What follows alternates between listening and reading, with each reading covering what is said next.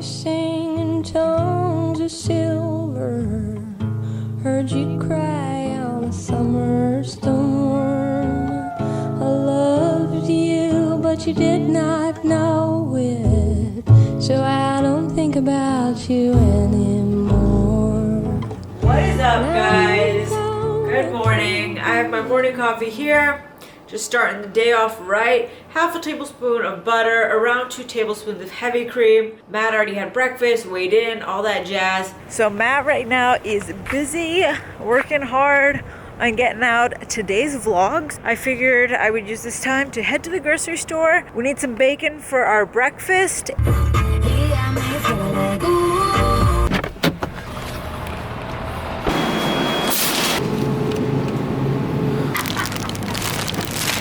Why does the bread aisle smell so good, but make you feel so bad?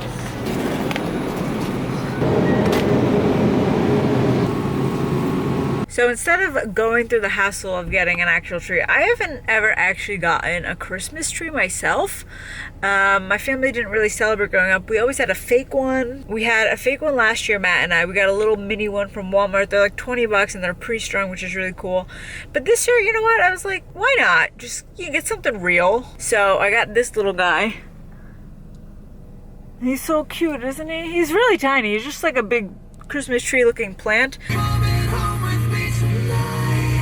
You just want attention. You don't want my heart. Julius is scared of the tree.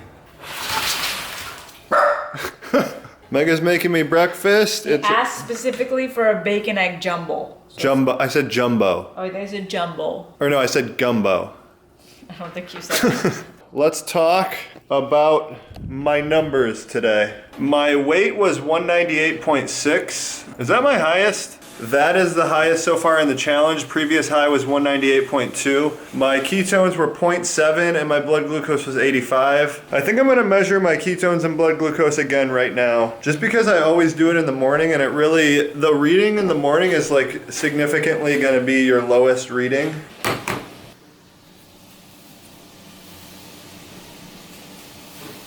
So as far as your ketone readings go, I think the truest representation of like your actual body production of ketones is the first thing in the morning. But you're also dealing with the dawn effect and stuff that can throw it off a little. Throughout the day, your ketones get higher and higher. So it's 10, and you can already see mine are like significantly higher. A lot of it is also because I had the bulletproof coffee and just like a lot of fat. Fat makes your ketones go up. 2 eggs. A piece of bacon, and I cook the eggs in the bacon grease. Delicious trick. And then I have an ounce of goat cheese. Someone said your weight just seems like water retention. Yeah, it's weird to me how much people are like resistant to the idea that calories actually matter. We're lucky because Mega's traditionally beautiful and Matt has more of a stoner hipster look, but not a bad look. Mega is traditionally beautiful. She has beautiful eyes. Another thing seems to be the amount of protein I'm eating. A lot of people are like, you should be doing 10% of calories from protein. Jason did 10%. When he didn't do 10%, I watched his videos, he did just as much as I'm doing. And he's a smaller guy than me. I see a lot more people going to the carnivore, zero carb type of approach a lot lately, which is nice. A lot of people commenting on my vegetable intake as if I haven't tried eating a lot of vegetables before. I don't like eating a lot of vegetables. I don't feel as good, so I don't eat them as much anymore. There seems to be a big vegetable contingent in the YouTube comments. I've definitely noticed that. If online dating was getting out of your comfort zone was porn. That's a good comment. The more I practice, the luckier I get. I like that. Me too. Why no cardio? Just because I'm actually controlling for calories, that's the whole point of this. So like if you're doing cardio, it's just a variable at play. There was enough meat on this 4K challenge to cause cancer in all of China. Eric Yam, he's always coming with the vegan propaganda, and he actually has some really funny comments. I get so exhausted when you fuss with me, cause all that time could be spent in love with me. I know I need it, and you deserve it. You let the size me up to see if it's all worth it. I don't know where it is now, but I'm searching. I think you want what I don't, never will be perfect, cause I ain't perfect, I just wanna be good to you. I would take my heart right out the hood for you. Wanna do the things I know I should for you.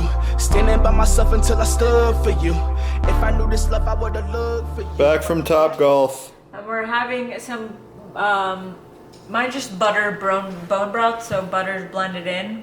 while we're waiting for the Korean beef to finish in the slow cooker? Bulletproof bone broth. It's bone broth and then 3.5 tablespoons of butter. Goes hard in the paint. That's a basketball phrase, if you guys don't know, and Matt played basketball, so it's very relevant. Goes hard in the paint. Then we got 3 fat bombs here. These are really helping me a lot to get my calories in. And then Joyce is eating a monkey. And then I'm gonna have 3 ounces of this turkey deli meat just because I want to get some protein in this meal. Because bone broth isn't real protein. It's fake protein.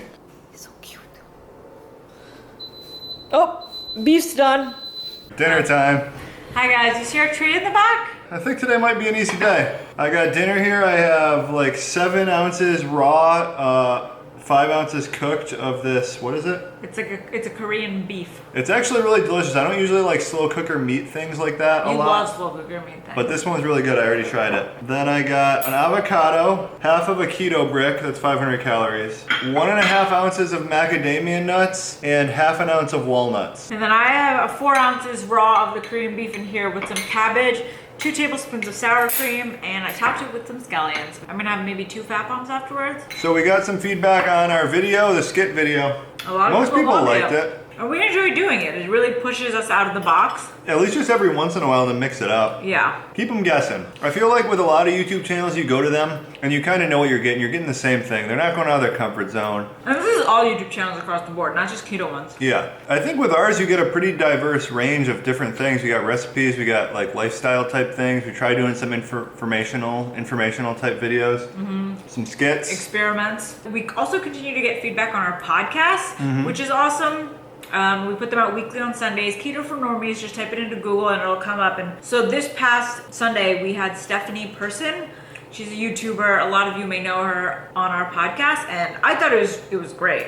We got a lot of new information. I thought it was great too. Yeah, we learned a lot from her, and it's important to like take into consideration all points of views when you're trying to determine something for you, because you don't necessarily have it right, and neither does the next person. Allow you to think about it in bigger spectrum. Yeah, she's definitely bringing some conflicting viewpoints to the table. It's not good to just constantly be in this echo chamber of hearing what you want to hear all the time. Like, she's been doing the diet for 10 years. She's ripped. She looks like she's 17 and she's actually 50. She obviously knows some stuff. She knows what's up. So it doesn't hurt to listen. So we got a recent email, and it was just an individual who was confused about intermittent fasting after hearing Dr. Berg's. Because Dr. Berg is all about intermittent fasting. And a lot of people are. And then she heard Stephanie's and she was really confused, and she was like, is it good? Like all of a sudden she had just like had no idea what she was doing and wasn't sure what to be doing. So she asked us. It's not something you can't like test for yourself as a thing. Right. Everyone has their opinion on things. Like I'm sure Dr. Berg's tried intermittent fasting. He has a weight loss clinic with thousands and thousands of patients. He obviously gets good results with intermittent fasting. Stephanie has thousands of clients that she gets good results without doing intermittent fasting. So they both have like a huge sample size to draw on. We've done both ends of the spectrum. We've done all of the spectrum actually. We've done 1 meal a day. We've done 8-hour eating window. I think when we first started our YouTube channel, we were all about intermittent fasting. Yeah, and like it never worked for me, but I forced it, and now finally finding something that really works for me, and like Matt enjoys it a lot more.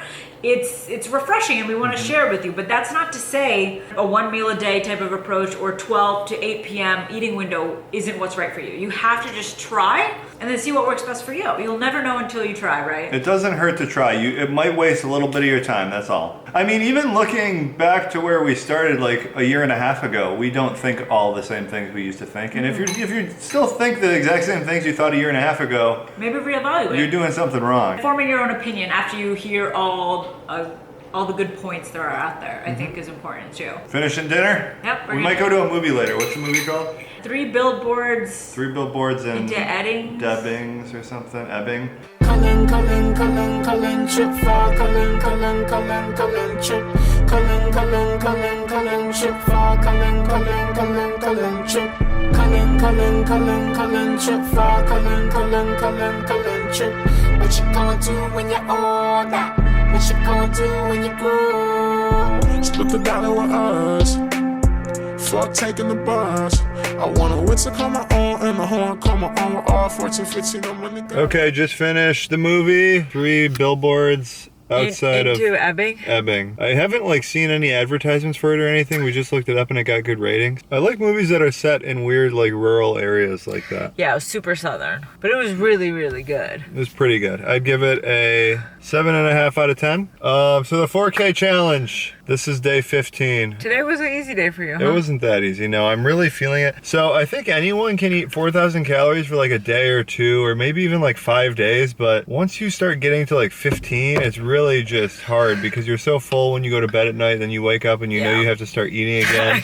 It's actually, it sounds fun, and it was actually fun for like 2 or 3 days, but it's not at all fun anymore. I have to base my day around when we're gonna eat. And you have to stay to pretty strict macros, right? Like to make sure you're not just eating donuts and Oreos. Like when I wake up in the morning, I'm feeling fine. I'm feeling pretty good. Like I can go out and run and stuff. But after I have my first meal and then just the rest of the day, I basically can't do much. I have just like a brick in my stomach at all times. Some people want to know about the poops. Good poop? Yeah, nothing too abnormal. I'm pretty like once a day after I drink my morning coffee, basically. Yeah, no diarrhea. Nothing of note. Good. And I guess that's pretty much it. Should we end on the poops? Yeah. All right, guys. See you guys. That's day 15.